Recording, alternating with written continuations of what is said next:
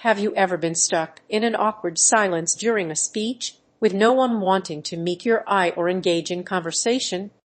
You're not alone. A unique phenomenon known as social contagion can contribute to this feeling, making it easier for everyone to feel uncomfortable and avoid eye contact.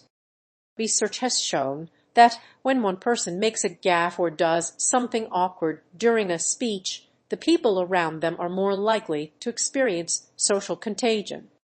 This is because our brains are wired to recognize patterns and mimic behavior.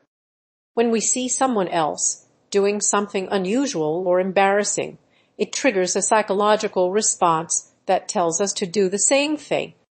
In the context of public speaking, this can mean that if one person in the audience makes a joke that falls flat, everyone around them is more likely to feel awkward and avoid laughing or clapping.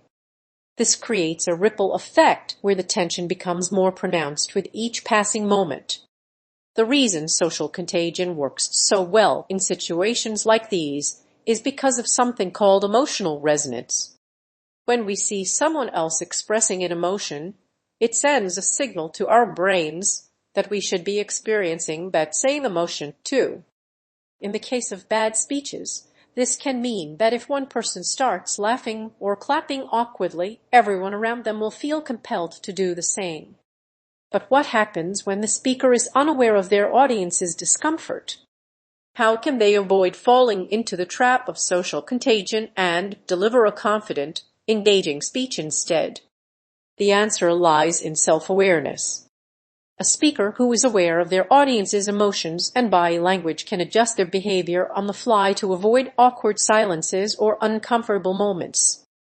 This means being mindful of nonverbal cues like eye contact, facial expressions, and tone of voice. By taking control of these subtle signals, a speaker can create a more positive atmosphere in the room. They can also use tactics like pausing for laughter or applause to encourage audience participation and build rapport with their listeners. In some cases, even small changes in behavior can make a big difference. For example, a speaker who starts a speech by making eye contact with different members of the audience can help break the ice and create a sense of connection from the start. Ultimately, delivering a great speech is about more than just being an effective communicator. It's also about reading your audience and adapting on the fly.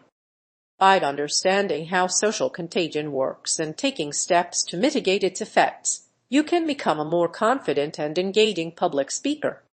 So the next time you're faced with an awkward silence during a speech, remember that it's not just the speaker who is responsible.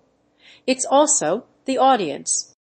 By being aware of these psychological tricks and using them to your advantage, you can turn an uncomfortable moment into an opportunity to build connection and rapport with your listeners.